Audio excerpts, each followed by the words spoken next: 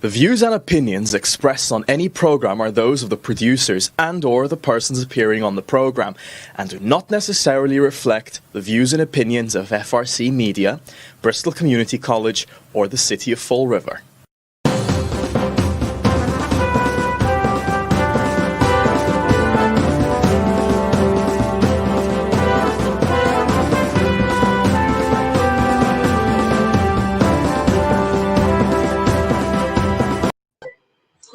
Well, hello. Welcome to Spindle City Straight Talk. I'm Chip. And I'm CJ. And it is Wednesday in the Red after an uproarious council meeting this week. But COVID has to weigh in first. You know, our priorities are always the COVID. That's it. So here's Commander COVID's reports. Statewide, we have 119,138 cases, an increase of 354. Total deaths is 8,831, with an increase of 4 deaths. Bristol County has 9,175. Now here's where we got a question. As of yesterday, we had 1,947 confirmed cases of COVID-19 in Fall River. An increase of 14 cases from Monday's numbers. And we went up 1 more death, so we're now up to 122 deaths. We're doing this double-digit number thing. Now, today's Wednesday, and the state recalculates risk assessment. So I'm wondering if maybe this time our risk assessment is going to go down to either yellow or red because of these double-digit increases. We'll have to keep an eye out on it and find out. But it's either increased testing or just more stupidity. I'm going for both A and B. A and B. Increased testing and maximum stupidity. There you go. But talking about stupidity is segueing right into the city council meeting. Well, hold on 1 second, because I got a little bit of history for you. Here's a little bit of trivia. What happened 75 years ago today? 75 years ago today. What's today? What's the date? September 2nd. I'm not really that sure. The Japanese surrendered on the USS Missouri, ending World War II. If we, I think the only state that they used to celebrate. I'm not sure if they do anymore. Is Rhode Island. They used to celebrate VJ Day. That's right. And now they just call it Victory Day. Yeah, Victory Day. Yeah, because we can't be perceived as being racist, even though that's right. It was a victory over Japan. But you know. But I wanted our show to be a little educational today.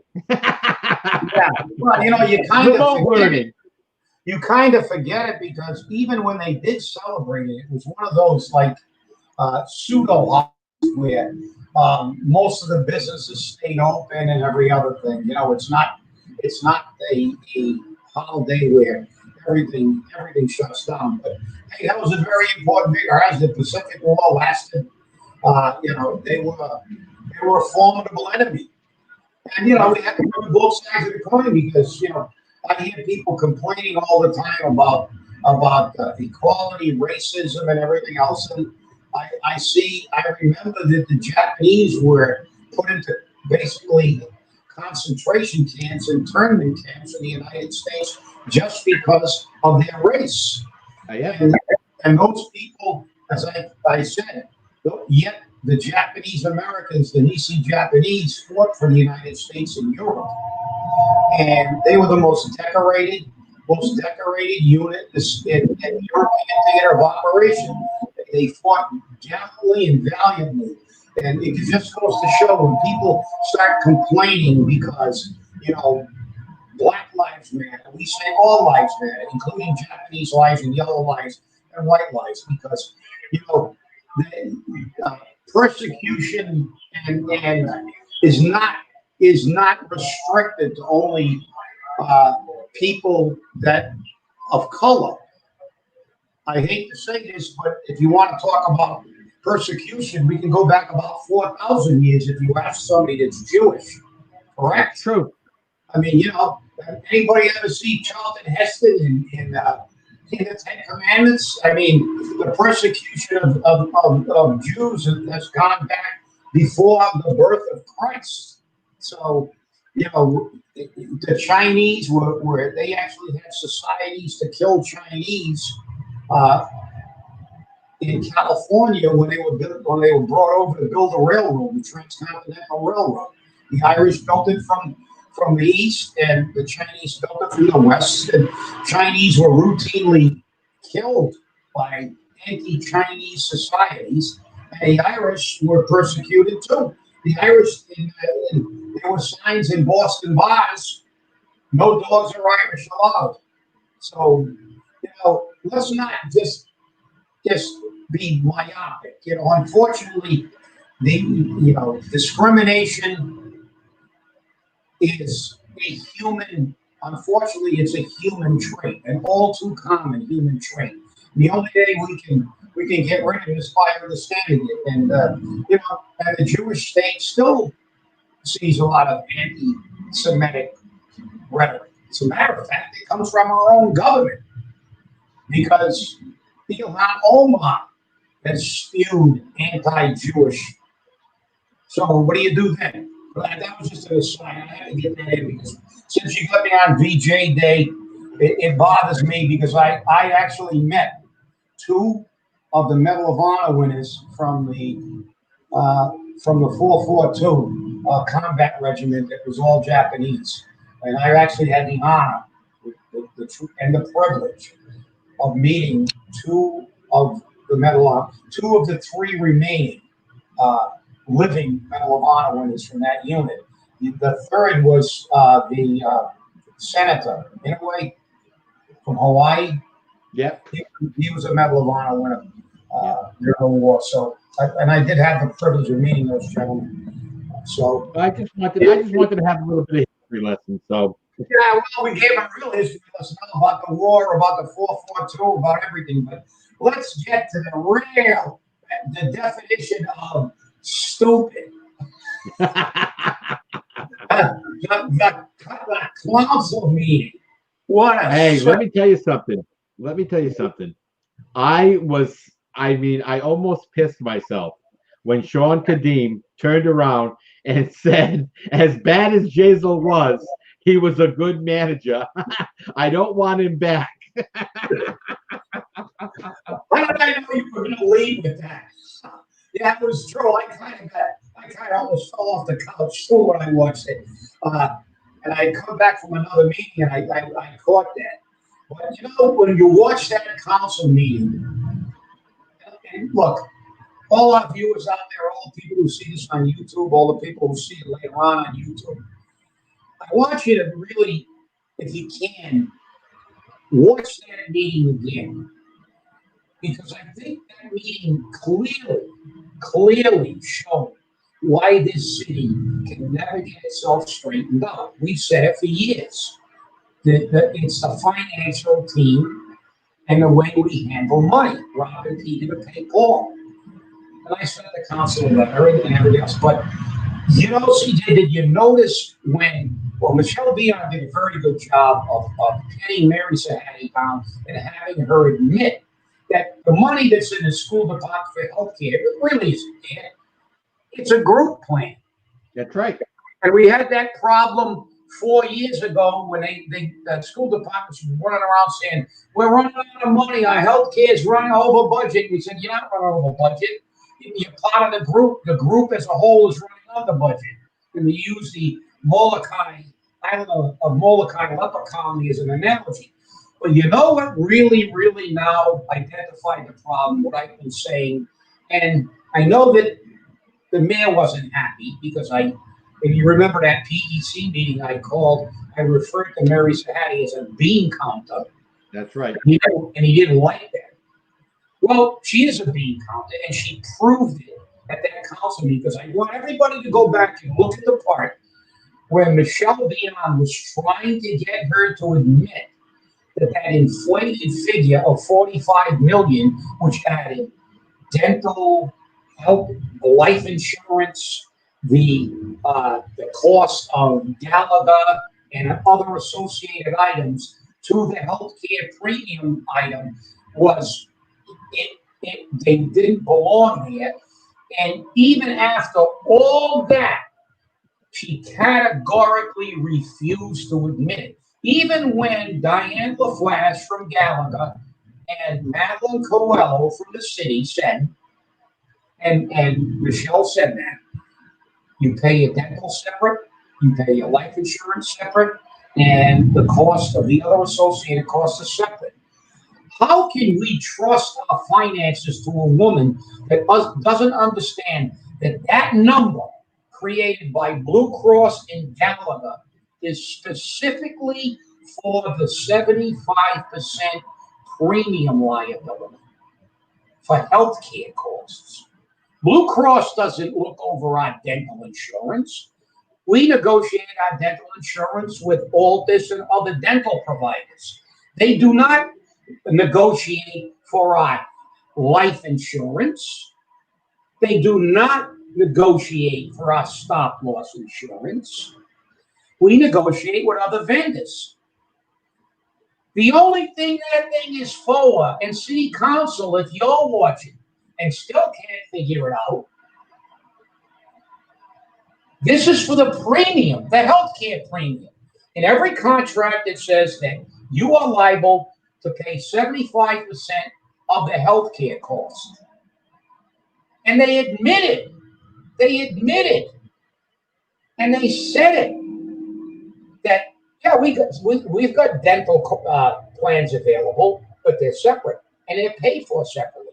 We've got life insurance options, but they're separate, and they're paid separately. And the other ancillary costs are paid separately.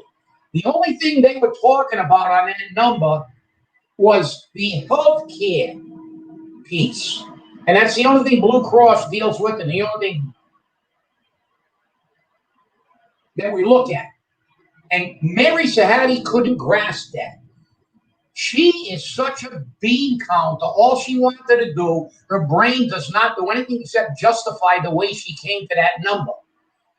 She can't figure out that dental insurance has got nothing to do with it. This is for a premium. You had people sitting in that chamber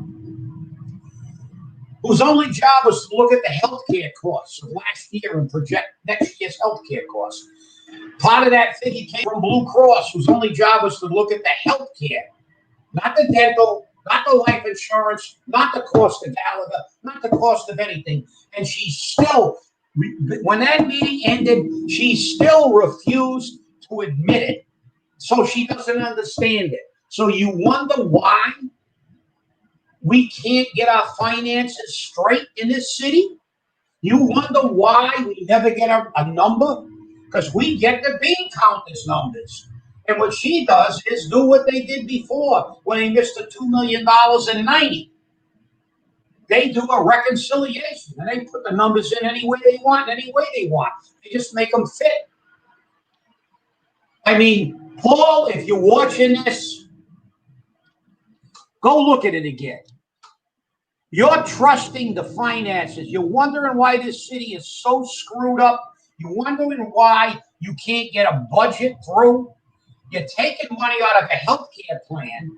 Now she's flipped because all she cares about is money, even though she gave you the wrong number, 8% rather than 5.7, 45 rather than 40. Now all of a sudden, after she complained about the cost of healthcare, she goes in front of council and says, oh, we can take $1.5 million over there to pay firefighter salaries, even though you can't. So you wonder why you're in trouble, Paul? Don't take my word for it. Look at the council meeting. Look at her answers to the questions. Watch Michelle Dion try to get her to understand that $40 million is the projected figure for a specific cost, and only that specific cost. And she still could not rationalize that in her mind because it didn't fit with her bean counter mentality. Well, it was, it was definitely an interesting meeting. And the thing that I found appalling and was a setup was when the council president, Cliff Ponte, turned around and said to the people, everyone at the table, so what you're saying is we can do this with the projected numbers we have now. And that was with the $1 million taken out of healthcare. Mm-hmm.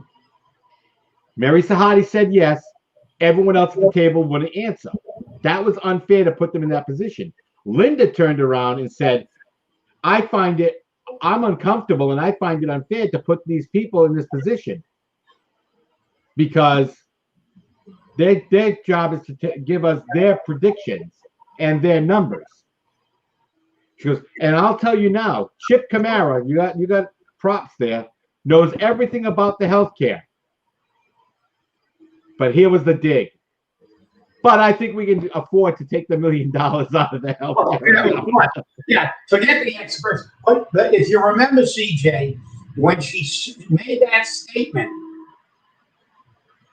and then they asked Gallagher specifically, Mr. McNulty, who was there with Diane LaFlash, said, our numbers are our numbers. What you do is what you do. So in other words, saying in code is, look, you morons, you hired us to give you the bottom line. We gave you the bottom line, and you want to go below it. That's what he said in code, because obviously he doesn't want to lose his business. Because he could have got up and said, look, you pack of morons. You've been paying us for 35 years to come up with this number. You've never run over budget. We're looking at COVID. This could be the year we go. So you better put in every penny in the bottom line because you should actually put a little bit more in this year because of the COVID and the potential. But no, they want to take less. So Linda, good question. Bad ending for that sentence, as you said, when you said, okay, the experts have given us their opinion and we're going to tell them, see you later. Just like me. Okay, Chip has been doing this for 40 years. Nobody knows the numbers as good as him overall. But ignore me too, because I put in a letter that I sent them. You can't take money out of the healthcare. That's the bottom line number for the healthcare premium funding. But and then we wonder why the city is screwed up, CJ. We wonder why the city is screwed up. All they ever do is rob Peter to pay Paul. And as I said in my letter, the irony of that statement is, look what they're giving the money to Paul, right? But you wonder why we never ever get ourselves out of a hole in this city. Well, there's a common denominator. Who's been here since 1990? Take a guess. So, but this is the thing, and the meeting was a fiasco. I mean, it got out of control. I guess we had a little. There was some banter between people there, and and the other statement that was made was, I think somebody said to somebody, and I heard this secondhand, but one person attempted to. They told someone who had voted against the budget, which I approve because they shouldn't be taking any money out of the healthcare. But they said, well, you said you're in favor of public safety, but you voted against the budget. Well, my answer to that is the people who voted against the budget were truly in favor of public safety.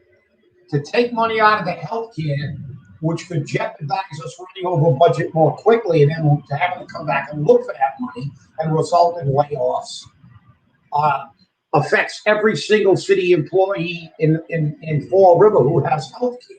So you're taking it out of everybody's pocket and you're going to put it into public safety. If you truly supported public safety, you would find a way to fund the budget permanently. Things that are permanent, like health care, like public safety. If you truly want to support public safety, don't rob money from health care to pay for public safety, because that's not what that money is supposed to be appropriated for. It's appropriated for contractual obligation. So I said in a conversation with a city councilor, if you're going to do that, councilor, why don't you that's an arbitrary, you just dipped into the healthcare fund. Well, why don't you just go in and say, okay, we're going to dip into the salary account. the line items for salary and take $1 million across the board from all the unions. See what happens then. They're going to be screaming bloody murder. But what you want to do is shoot craps with healthcare in a year that we've had the first pandemic in 100 years. Brilliant, brilliant financial plan. Absolutely brilliant.